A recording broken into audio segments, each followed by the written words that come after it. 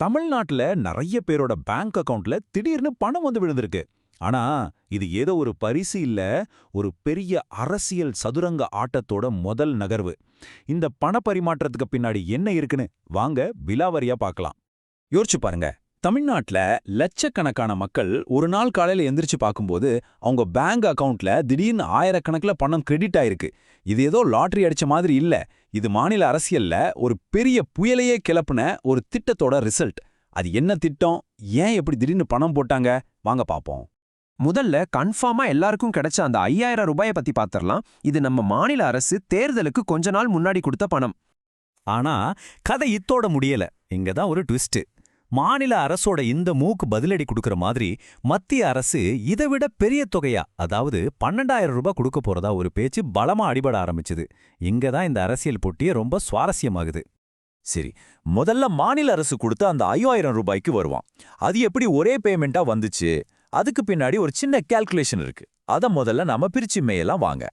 இந்த 5,000 ரூபாய் ஒரே அமௌண்டா வரல. அதாவது மாசம் கொடுக்கிற 1000 ரூபாய் உரிமை தொகையை பிப்ரவரி, மார்ச், ஏப்ரல்னு 3 மாசத்துக்கு சேர்த்து ஒரு 3,000 ரூபாய் அட்வான்ஸா போட்டாங்க. அதோட கோடைக்கால சிறப்பு தொகுப்புன்னு சொல்லி ஒரு 2,000 ரூபாயும் சேர்த்து மொத்தமா 5,000 ரூபாய் பிப்ரவரி 13ஆம் தேதியே அக்கவுண்ட்ல வந்து விழுந்திருக்கு. தேர்தல் தேதி அறிவிக்கிறதுக்கு முன்னாடியே இதை செஞ்சதால எந்த சட்ட சிக்கலும் இல்லாம பாத்துக்கிட்டாங்க. இது ஒரு ஸ்மார்ட் மூவா பார்க்கப்படுது. இந்த திட்டத்தோட ரீச் சும்மா இல்ல. தமிழ்நாட்டுல கிட்டத்தட்ட 1.25 கோடிக்கும் அதிகமான, அதாவது சரியா சொல்லணும்னா 1,31,00,000 பெண்கள் இதனால பயனடைந்திருக்காங்க. அப்போ இது எவ்வளவு பெரிய தாக்கத்தை ஏற்படுத்தி இருக்கும்னு நீங்களே யோசிச்சு பாருங்க. இயல்பாவே இது மக்கள் மத்தியில ரொம்பவே பாப்புலர் ஆயிடுச்சு.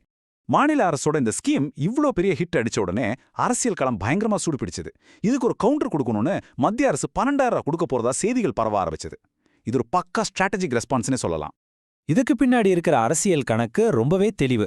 திருச்சியில நடந்த ஒரு வியூக கூட்டத்துல இந்த 5,000 ரூபாவோட தாக்கத்தை நாம முறியடிக்கணும், இதை விட பெரிய தொகையை நேரடியா மக்களுக்கு கொண்டு சேர்க்கணும்னு விவாதிக்கப்பட்டதாகவே தகவல்கள் வெளியாச்சு. சோ இது ஒரு நேரடி போட்டிங்கிறது அப்பட்டமா தெரியுது. அப்போ இந்த 12,000 ரூபாய் எங்கிருந்து வரும்? இது ஒன்றும் புது பணம் இல்ல. ஏற்கனவே மத்திய அரசு கொடுத்துட்டு இருக்கிற கேஸ் சிலிண்டர் மானியம், உரமானியம், விவசாயிகளுக்கு கொடுக்குற PM கிசான் திட்டம்னு பல திட்டங்களோட பணத்தை ஒன்னா சேர்த்து ஒரே மெகா பேக்கேஜா கொடுக்கறதான் பிளான். சொல்லப்போனா பழைய திட்டங்களை எல்லாம் ஒன்னா சேர்த்து ஒரு புது கவர்ச்சிகரமான பேக்கேஜ்ல தராங்க. அப்போ நிலைமை இப்ப என்னன்னா, ஒரு பக்கம் மாநில திமுக அரசு ஏற்கனவே கொடுத்த கன்ஃபார்மான 5,000 ரூபாய், இன்னொரு பக்கம் மத்திய பாஜக அரசு கொடுக்க போறதா சொல்லப்படுற இன்னும் திட்டமிடல் நிலையில இருக்கிற 12,000 ரூபாய். ஒன்னு ஏற்கனவே நடந்து முடிஞ்சது, இன்னொன்னு நடக்கலான்னு எதிர்பார்க்கப்படுது. ஆனா ரெண்டுக்குமே நோக்கம் ஒண்ணுதான். தேர்தலுக்கு முந்தைய நலத்திட்டம், ஒரு எதிர்வியூகம். சரி, இதெல்லாம் ஏன் இப்போ நடக்குது? திடீர்னு ஏன் இந்த பலன்களின் போட்டி? இதுக்கெல்லாம் பின்னாடி ஒரு ரொம்ப முக்கியமான காரணம் இருக்கு. அதுதான் வரப்போற தேர்தல். இந்த பணப்பரிமாற்றங்கள் எதுவுமே தற்செயலா நடக்கல. எல்லாத்தோட மையப்புள்ளியும் வரவிருக்கிற 2026 தமிழ்நாடு சட்டமன்ற தேர்தல் தான்.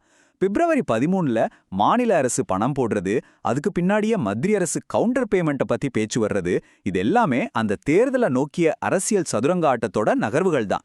சரி, இப்போ உங்களுக்கு ஒரு கேள்வி வரலாம். இந்த பணம் எல்லாருக்குமே கிடைச்சது இல்ல, அதுக்குன்னு சில தகுதிகள் இருக்கு. வாங்க அந்த மாநில அரசு திட்டத்துக்கு யாரெல்லாம் தகுதியானவங்கன்னு கொஞ்சம் டீட்டெயிலா பார்க்கலாம். தகுதி விதிகள் ரொம்பவே தெளிவா இருக்கு. 21 வயசுக்கு மேல இருக்கிற பெண்களா இருக்கணும். குடும்ப வருமானம் வருஷத்துக்கு 2.5 லட்சம் ரூபாய்க்கு கம்மியா இருக்கணும். 5 ஏக்கருக்கு மேல நன்சை நிலமோ 10 ஏக்கருக்கு மேல புஞ்சை நிலமோ இருக்கக்கூடாது. ஏன் கரண்ட் பில் கூட வருஷத்துக்கு 3,600 யூனிட்டுக்கு மேல வரக்கூடாதுன்னு சில முக்கியமான பொருளாதார நிபந்தனைகள் வச்சிருக்காங்க. யார் தகுதியானவங்கன்னு பார்க்கறது எவ்வளோ முக்கியமோ அதே மாதிரி யார் தகுதி இல்லாதவங்கன்னு தெரிஞ்சுக்கிறதும் முக்கியம்.